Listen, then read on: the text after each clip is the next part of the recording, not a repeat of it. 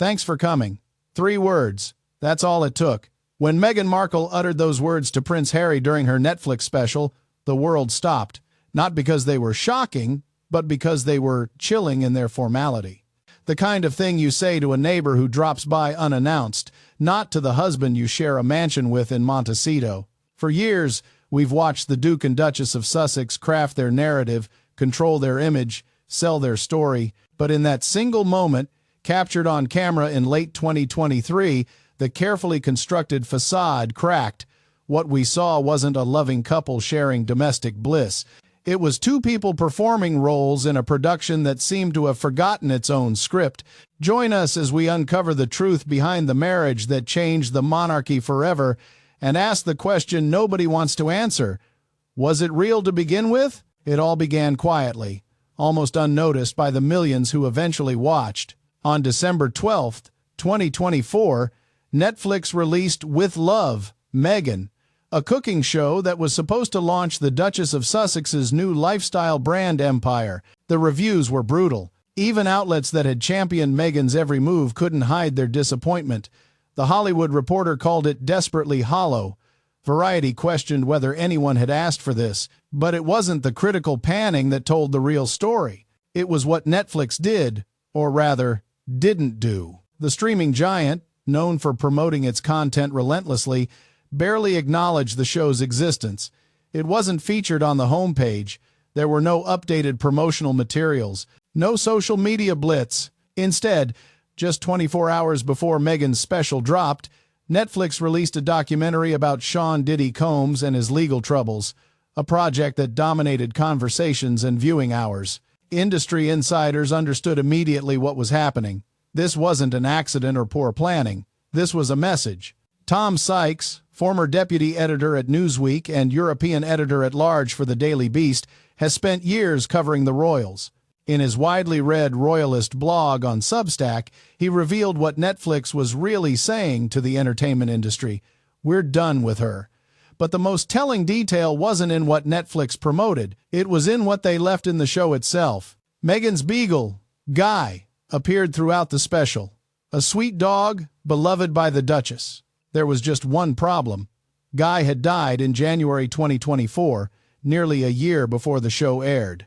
Meghan had announced his death on social media with a heartfelt tribute, so why was he prominently featured in a show released in December?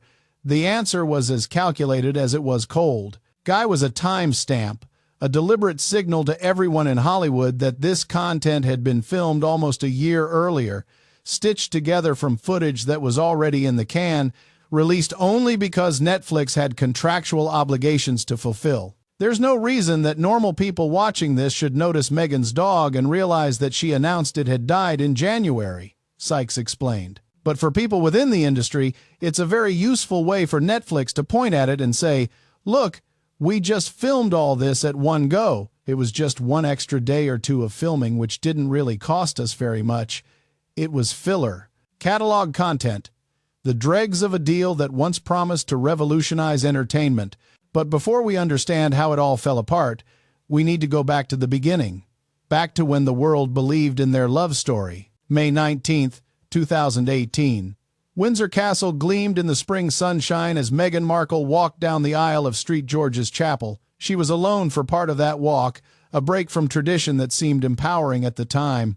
Her father, Thomas Markle, had pulled out amid a scandal involving staged paparazzi photos. Prince Charles stepped in to walk her partway down the aisle. The ceremony was watched by 29 million people in the United States alone. The world was captivated. Here was a biracial American actress, a self-proclaimed feminist, a divorcee, joining the most traditional institution on earth. Harry, the spare heir who had grown up in his brother's shadow, had found someone who seemed to understand his pain, someone who had also lost a parent to the relentless media machine, or so the narrative went. Royal biographer Andrew Morton, who wrote the definitive biography of Princess Diana, saw echoes of Harry's mother in Meghan. Like Diana, Meghan had a very clear idea of how she wanted to use her platform, he noted. But Diana learned to work within the system, even as she pushed against it. The question was always going to be whether Meghan could do the same. In those early months, there were signs of genuine affection. At the Invictus Games in September 2017, before they were even engaged, photographers captured them holding hands, laughing, completely absorbed in each other. Harry's former protection officer, identified only as David in court documents, later testified that Harry seemed lighter around Meghan.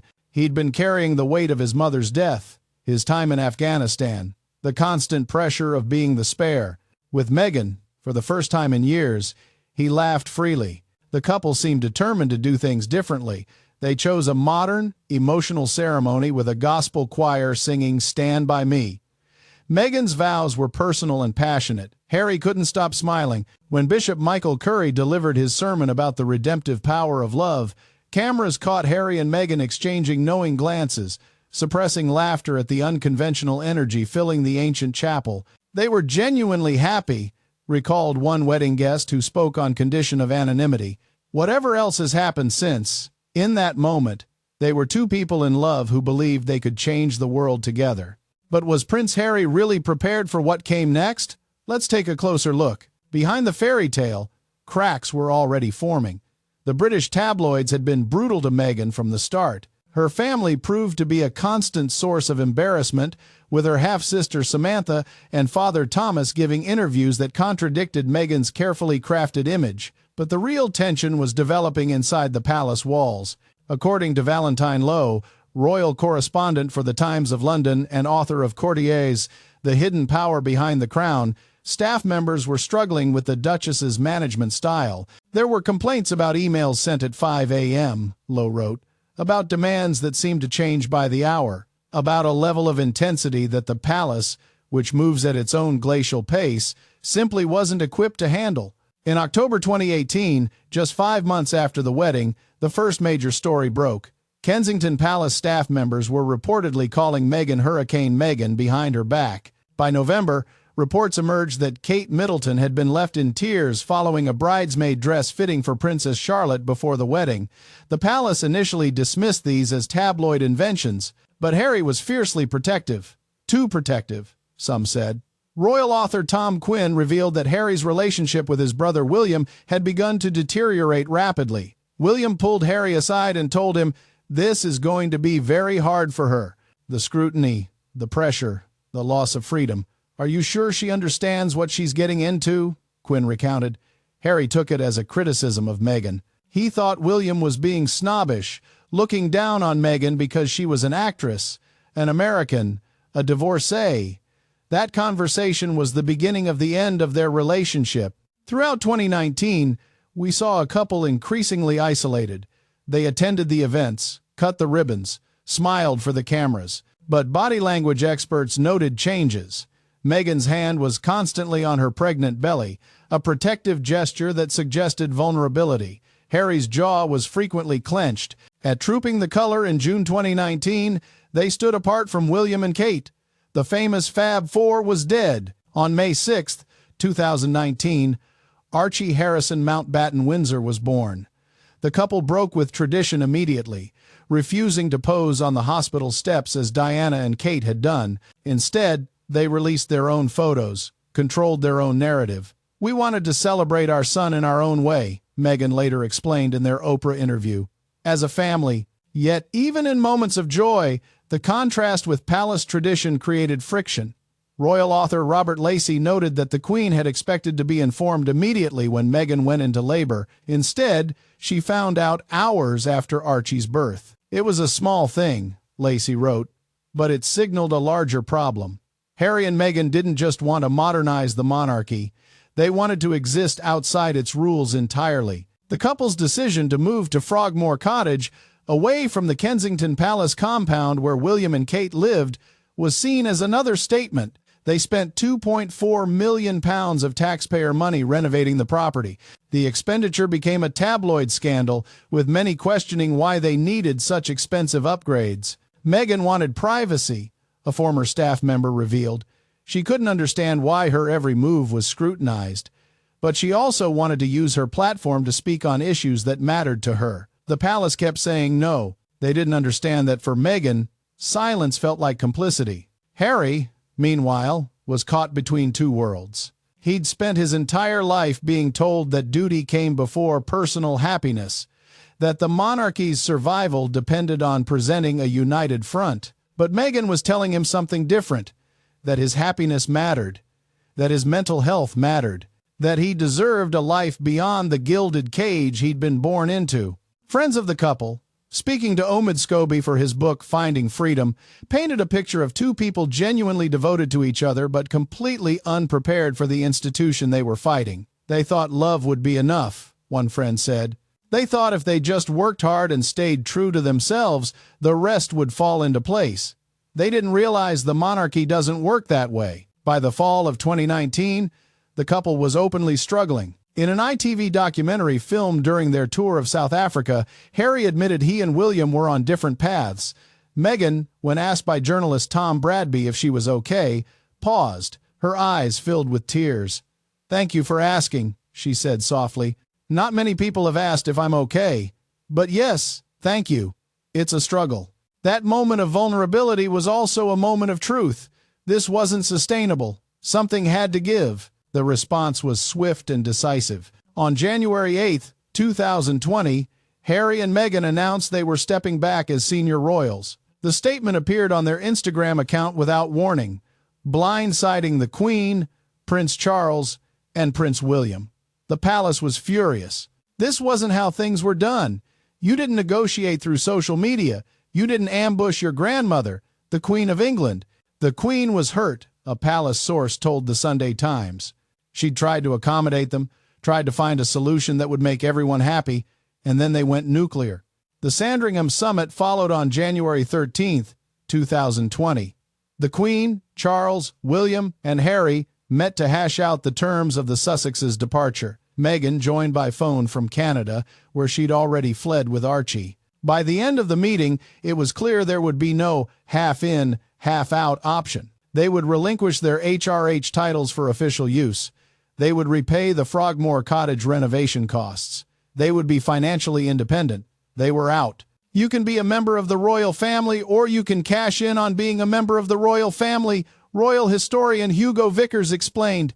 You cannot do both. Harry and Meghan wanted both. The Queen made clear that wasn't possible. The couple relocated to California, first to Tyler Perry's mansion, then to their £14 million estate in Montecito. They signed deals with Netflix and Spotify, agreements reportedly worth over £100 million combined. They were going to tell their story, build their brand, live life on their terms. But freedom came at a cost. In March 2021, their interview with Oprah Winfrey aired. 85 million people worldwide tuned in. Meghan revealed she'd felt suicidal during her pregnancy with Archie and had been denied help by the palace. She claimed there had been conversations within the royal family about how dark Archie's skin might be.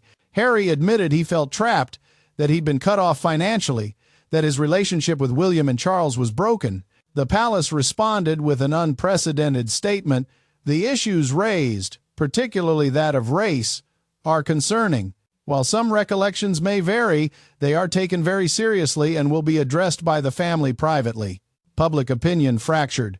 In America, sympathy largely sided with Harry and Meghan. In Britain, the response was more divided. Many felt the couple had disrespected the Queen in the final years of her life. Others believed they'd exposed real problems within an outdated institution. Royal biographer Penny Junor noted, "The interview was the point of no return. Whatever bridges might have been rebuilt, whatever reconciliation might have been possible, the Oprah interview burned them all down. Yet even as they declared their independence, Harry and Meghan's entire brand depended on their royal connection. Their Netflix documentary, Harry and Meghan, released in December 2022, rehashed their grievances against the palace and the press. It was watched extensively, but reviews were mixed. Critics noted that for a couple that wanted privacy, they were remarkably willing to share intimate details when they controlled the narrative. The Spotify podcast Archetypes launched with strong numbers but struggled to maintain momentum. In June 2023, Spotify and the Sussexes parted ways. Bill Simmons, Spotify's head of podcast innovation and monetization, called them grifters in a podcast appearance. It was a stunning public rebuke. Harry's memoir Spare, released in January 2023, became the fastest-selling nonfiction book in history. But its revelations, from his drug use to his claim he'd killed 25 Taliban fighters to intimate details about his brother, further alienated him from his family. William, sources said, would never forgive the betrayal. Harry thought he was being honest, Tom Quinn observed. He thought people would understand his pain. What he didn't realize was that some things, once said, can never be unsaid. He'd crossed a line from which there was no return. Throughout all of this, the couple presented a united front publicly. But those awkward moments, the ones that make people uncomfortable, kept slipping through. At the Invictus Games in September 2023, photographers captured them barely speaking to each other behind the scenes. At a charity event in November 2023, Meghan walked several paces ahead of Harry, not waiting for him. And then came the Netflix cooking show. The footage filmed in late 2023, showing Harry's brief cameo. That moment when he walked into the kitchen where Meghan was filming with chef Tom Kicheo, the uncomfortable banter about spicy food and salads. Harry's comment that the gumbo wasn't quite as good as his mother-in-law's, Meghan's performative shock, and those 3 words, "Thanks for coming." It lands like a Freudian slip, Tom Sykes wrote. A moment in which the performance forgets itself and the audience glimpses the shaky scaffolding underneath. The relationship looks staged, almost as if they are guest stars in each other's lives, united by mutual branding obligations rather than shared domestic instinct. By late 2024, the signs were impossible to ignore. Harry and Meghan were increasingly appearing separately at events.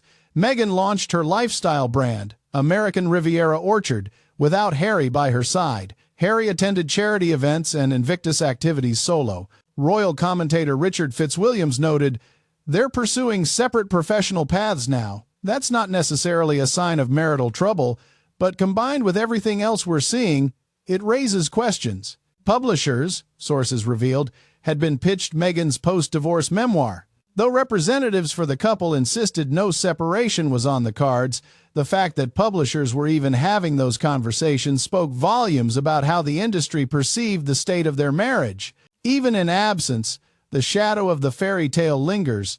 The world that once celebrated their love now watches with morbid fascination, waiting to see if the story ends in reconciliation or ruin. Harry, the prince who gave up everything for love, now appears isolated from his family, increasingly sidelined in his own narrative. Meghan, who wanted to modernize the monarchy, is instead building a lifestyle empire that most see as derivative and inauthentic. Their voice lived on in the deals they signed, the interviews they gave, the documentaries they produced. But the message has changed. What once seemed like a bold stand against an oppressive institution now looks to many like a calculated extraction of value from their royal connection. The very thing they claim to want freedom from has become the only thing that makes them interesting. Royal author Robert Lacey offered this assessment. History will remember them as the couple who almost brought down the monarchy and instead brought down themselves. They wanted to have their cake and eat it too. They wanted the prestige without the duty, the platform without the constraints, the adoration without the sacrifice. In the end, they got none of it. As for their legacy within the royal family itself, the damage may be irreparable. King Charles, who once walked Meghan down the aisle with such evident pride, now reportedly refuses to take Harry's calls. Prince William, who stood as his brother's best man, has made clear through intermediaries that reconciliation is not possible while Harry continues to profit from family secrets. The Queen, before her death in September 2022, was said to be heartbroken over the rift. Yet perhaps the most profound legacy is what their story reveals about modern celebrity, victimhood, and authenticity. In an era where everyone curates their own narrative, Harry and Meghan thought they could control theirs completely.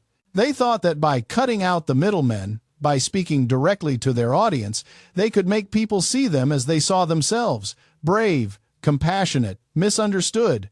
Instead, the constant need to explain themselves, justify themselves, market themselves, has left them looking less authentic, not more. The couple that wanted privacy has shared more intimate details than any royals in history. The couple that railed against media intrusion has monetized every aspect of their lives. The couple that claimed to want a normal life has done everything possible to remain extraordinarily relevant. Even in absence, their presence looms over the monarchy, noted constitutional expert Vernon Bogdanor. Every decision William makes as he prepares for his eventual reign is made with the question, how do we prevent another Harry and Meghan? How do we modernize without losing what makes us distinct? How do we adapt without appearing to capitulate to those who walked away? The palace has learned its lessons. When reports emerged of tensions between Prince William and King Charles over how quickly to modernize the institution, the response was silence. No briefings, no counterclaims, just quiet dignity and continued service. It was everything Harry and Meghan were not. As we move into 2025, the question remains, what happens next? Will Netflix renew their deal when it expires? Will the separate public appearances become a permanent separation? Will the fairy tale that began at Windsor Castle end in a Montecito divorce court? Or will they surprise us all and find a way back to what they once claimed to have? A genuine partnership built on love, mutual respect, and shared purpose. The world is watching, but with cynicism now, not hope. We've seen behind the curtain. We've heard the awkward silences. We've noticed the forced smiles. And we can't forget those 3 words, delivered with such unintentional honesty. Thanks for coming. Was their marriage ever real? Or has it always been just another production, with 2 lead actors who forgot their lines? What do you think? Have Harry and Meghan been genuine all along? Or are we watching the slow dissolution of a relationship that was always more performance than partnership? Share your thoughts in the comments below. And if you want to stay updated on all the latest royal developments, make sure to like this video and subscribe to our channel. The story of Harry and Meghan is far from over, and we'll be here to cover every twist, every turn, every revelation as it unfolds.